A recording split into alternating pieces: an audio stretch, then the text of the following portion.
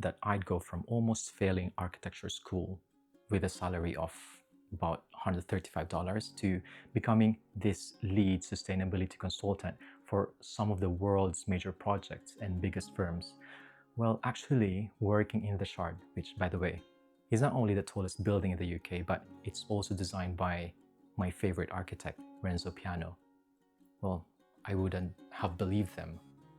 Why? Simply because I didn't know I had what it takes. And even if I did, I had zero clue whatsoever how to get there. But here I am, and honestly, sometimes I still can't believe it. Thanks to these powerful lessons that I'm about to share with you right now. Because learning and applying these in my life brought me exactly where I am today. Hi, welcome back to my channel, JP the Pursuer. I'm JP, the pursuer of sustainability in career, in business, and in life. If you're new here, welcome. And in last week's episode of my 40 Life Lessons by 40 series, I shared the first 10 lessons about life and purpose. And if you missed it, go check it out. This week, we'll dive into another 10 lessons about career and money. These aren't textbook theories. These are real life lessons. I'm still working on many of these myself, honestly, because looking at career and money through a sustainability lens, it's a lifelong practice. So if you're here for a get-rich-quick schemes, this is not for you. But if you want to build a career and have a real lasting wealth without burning out, well, actually achieving a fulfilled life and sustainable success in all areas, you're in the right place. So let's get into it. Stop chasing money, instead build value, because money follows value. So 2007 to 2009 in Manila, my first job as a junior architect, my basic salary was 8,000 pesos a month. That's about $135. So with allowances, maybe a total of $200. Yeah, I know, right? Even now, I'm like, how did I survive that? It was brutal, not gonna lie. But instead of feeling sorry for myself, I asked different questions. What value can I bring? And more importantly, what value can I gain long term? So I absorbed everything, built skills, grew my network. I became the person who solved problems others couldn't. Then I invested in something more strategic, sustainability expertise in construction. Because at that time, companies desperately needed it, but few people had it. Now, it's a global trend, not just in my industry, but everywhere. And the money, it followed. Not overnight, of course, but as my value grew, so did my salary, significantly. And fast forward to now, I'm working on a massive project with one of the top architectural firms. Can't name them here, but I remember the hiring manager told me something that I will never forget. She said, "We've been waiting for someone with your expertise for a long time." And the rate they offered, it matched the value I built over the years. That's when it clicked. Money is a byproduct of value. So focus on becoming valuable, building skills, solving problems, creating real impact. The financial rewards, they'll come. Trust me. But don't get me wrong, having a dream job or aiming that six-figure income, that's great. But if you only chase the title or the paychecks without building actual value, you'll run forever and never get there. So stop chasing, start building, and make sure you've got the right mindset about what financial success truly means. Financial success is a need, not greed. It's part of having a sustainable life, something all of us need to learn and achieve. There's this toxic idea out there that caring about money makes you greedy, or wanting that financial security means you're shallow or superficial. That's completely nonsense. Your financial success contributes to your life sustainability. It means you can take care of yourself, support your family, make choices based on what's right, not just what you can afford. I grew up in a family with steady income, not rich, not poor, just steady. Both my parents worked in a state university in the Philippines. My mom was a teacher, my dad worked in an admin. They're retired now, and I watched them work so hard to give us what we needed. I'll be forever grateful for that. But I've also been broke, like really broke, and architectural school wasn't cheap. I couldn't afford basic things I needed. My family and friends might not know this, but there were times I'd say no to lunch with classmates just because I I literally had no money. Even after I graduated, I had to turn down a really good opportunity. It's a scholarship to Milan. Why? I just couldn't afford that travel and living expenses. I stayed in toxic jobs because leaving meant risking everything. That's not freedom, that's survival. Financial stability isn't greed, it's actually dignity. It's refusing to live in constant stress. It's building a foundation so you can pursue purpose without fear. So never apologize for wanting financial security and freedom. It's one of the most responsible, loving thing you can do for yourself and for the people who depend on you. But here's the thing, where and how you achieve that success matters. Because earning money alone isn't enough if your career is destroying you. Your career should support and sustain your life, not the other way around. 4 years, I had it completely backwards. My career was my life, relationships, health, hobbies, rest, all it came second. I worked late nights, sometimes weekends and holidays, and I missed important events, many of them. I once had a job that paid really well, but I had to work 6 days a week, at least 48 hours. I sacrificed my well-being for work performance, deadlines, client demands. And I told myself, I'm passionate, I'm driven, and those sound like good things, right? And honestly, they're common traits of high achievers, like great leaders, talented people. But here's what happened. My career grew, but my life was shrinking. I was always stressed, and when I'm stressed, I binge eat. So I gained so much weight. Then I felt so unhealthy, I had trouble sleeping, and even when I did sleep, I wake up exhausted. My self-esteem tanked, which affected my relationships, my social life. I realized I'd been building a career at the expense of my life, a life worth living. That's when I decided my career exists to support my life, not replace it. So I set boundaries. I chose a career path that's more aligned with my values and my life's overall sustainability. I prioritized my well-being, physical, mental, emotional, my relationships, my family, friends, my partner. And you know what shocked me? My career didn't suffer. It actually thrived. I was able to learn more, grow faster, build my finances, and even build businesses because I showed up as a whole person with clarity, confidence, and consistency. Not a burned out empty shell. Your career is a tool, a powerful tool, but it's not the point. The point is the quality of your life, the life that you build and sustain. So don't sacrifice your life for your way of making a living. Make a living that enhances your life long term. And to do that, you have to invest in things that last. The best investment is in skills that never expire. Since I started earning my own money, I've spent on a lot of things. Some brilliant, some not so much. But the best money I ever spent, education and skills. My master's degree in sustainability, professional certifications, courses on leadership, communication, project management, books, mentorship, conferences. These weren't expenses, they were investments, and they've paid dividends for years. Up to now, they still do. And here's the beautiful part. You don't even need money, especially now. There are countless free resources and tools out there, whether in person or virtual, like this video you're watching right now.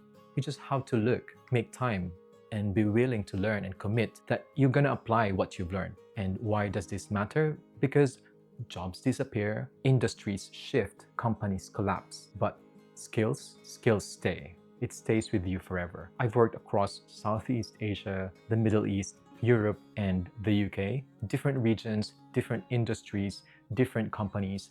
But the skills I invested in myself, sustainability expertise, strategic thinking, leadership, problem solving, and so on, they transferred everywhere. So remember this, you are the most valuable asset.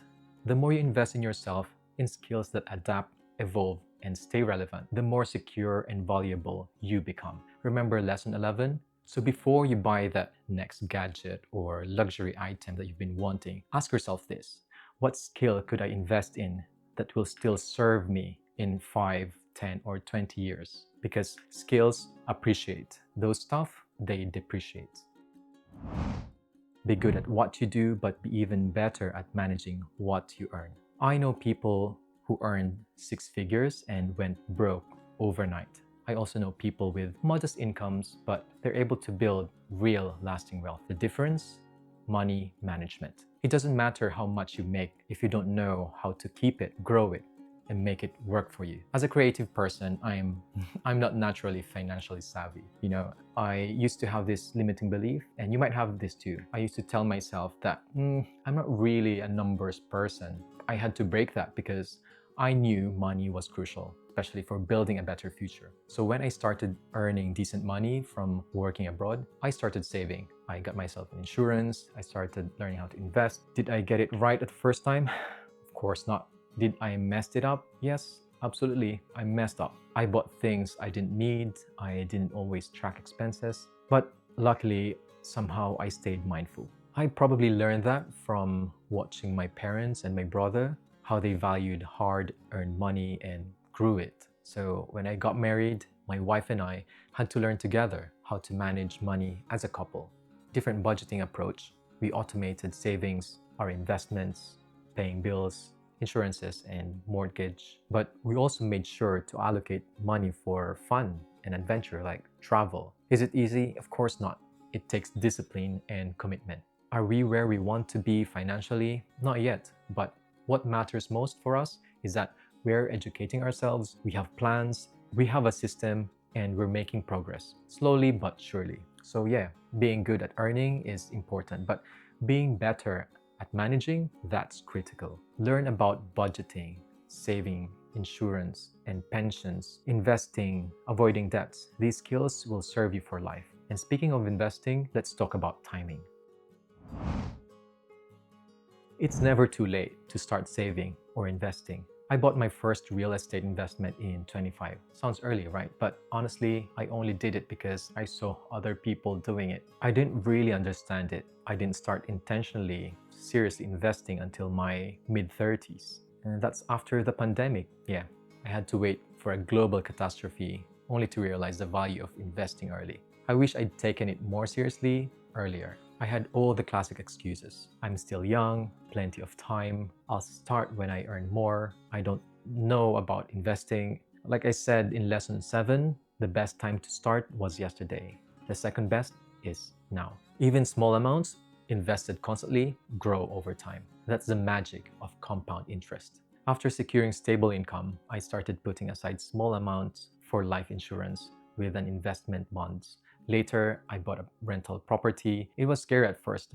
I wasn't earning that much, but I just wanted to start and commit to being consistent. In fact, those financial commitments drove me to grow my career, start a business, and increase my earnings. And over time, those small contributions became significant wealth. If you're in your 20s, 30s, 40s, even 50s, start now. Don't wait for the perfect moment or right amount. Time in the market beats timing the market. If you think you're not good with money, educate yourself and ask an expert who can help you. Start small, start imperfect. Just start. And here's another way I learned not only to grow, but protect your finances.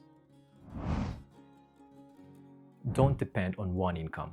Build something of your own, because that's the key to personal financial sustainability. I still have a full-time job, and aside from some passive investments, I also run and grow a few businesses on the side. Why? Because depending on one income is risky. Companies downsize, industries shift, calamities and pandemics happen. We all know that. And if all your income depends on one source, one employer, one business, one investment, you're leaving yourself vulnerable. Your family too, if you have one. I learned this the hard way during COVID. There was no job security for anyone. Many businesses were forced to close, stock and real estate markets crashed. Governments didn't know what to do. That's when it hit me. I need to diversify. So as soon as things are recovering, I started rebuilding. But this time I educated myself, not just on increasing income, but on building sustainable, resilient wealth. Your side income doesn't need to be massive. Freelancing, consulting, digital products, assets that generate passive or recurring income. The goal is not to replace your job immediately, it's to build resilience. Create breathing room, have options when things change. One income is survival. Multiple incomes is security. Passive or recurring income is freedom and sustainability. So start small, build something, diversify your risks. And as you build, remember this: how you work matters just as much as what you build. Working smart beats working hard. Doing both, it's unbeatable. So there's this eternal debate, right? Work hard or work smart? The answer, both. As a nation, working hard is cultural, especially when I was starting my career. Working late was expected. It's even celebrated. I've seen people work endless hours at the cost of their health and relationships. I was no different, but eventually I learned something that changed not just my workflow, but my entire life. Power of combining smart and hard work. Work hard on the right things, work smart about how you execute them. I still work hard, even late nights or weekends when something's urgent or needs to get done. But I also work smart. I automate repetitive tasks. I delegate what others do better. I build systems that let me focus energy on high-impact work. That combination, it allowed me to excel in my career, build side businesses, and maintain relationships, and still have time for myself. So don't just hustle. Hustle strategically and sustainably. And the only way to know if you're doing it right, if you have peace. Progress isn't progress if it costs you your peace. Not long ago, I had 2 job offers in London. Both great opportunities, huge companies. One felt familiar, not perfect, but I like the people and the culture. The other offered 40% more money, but it had a reputation. Toxic environment, overworked employees, terrible Glassdoor reviews. So I turned down the 40%. People thought I was insane. Why would you say no to that money? Because I knew it would destroy my peace. And no amount of money is worth sacrificing your peace. I've been in high-paying jobs that made me miserable. I've taken pay cuts before just for better culture and values. Peace? Peace is priceless. Yes, you need to earn. Yes, financial security matters. But if you're earning great money while losing your health, relationships, sanity, that's not success. That's slow destruction. But here's the powerful move. Fight for both. I negotiated for the first company, explained my situation. Long story short, they matched the other offer, plus added benefits. When you have clarity on what matters most and the courage to fight for it, you can achieve a life with peace, balance, and sustainability. And that brings me to the final, most important lesson. Purpose is the most profitable thing you can find. I've always been purpose-driven. I can't do something without clearly seeing its value or purpose. In 2019 in Qatar, I had opportunities there, high-paying jobs, established community, comfortable life, but I left.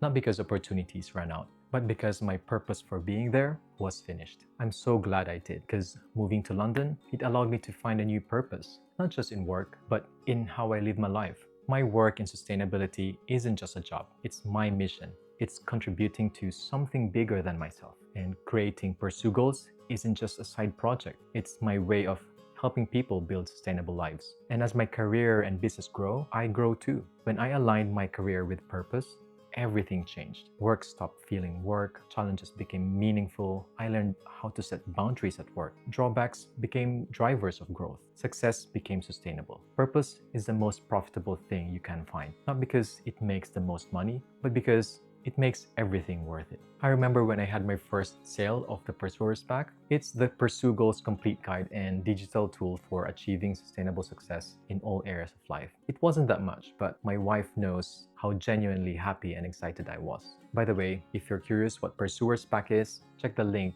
in the description below. So, truly, I encourage you to find your purpose if you haven't yet, and build a career around it. Let it guide every decision you make, because when you combine purpose with financial wisdom, you don't just build wealth, you build a life that's successful and sustainable in all areas. And that's week 2, career and money. 10 lessons that shaped how I work, earn, and invest in what truly matters. Next Sunday, week 3, a more vulnerable topic, love and relationships. The relationships that shape me, lessons about love, family, friendship, and connections that make life worth living. If these lessons added value to your life, please do me a favor and hit that like button. And I'd really appreciate if you share this video with your friends and family or colleagues. And if you haven't done yet, do subscribe to my channel. We still have 2 more weeks in this series. They're gonna be worth of your time, I promise. Lastly, please drop a comment.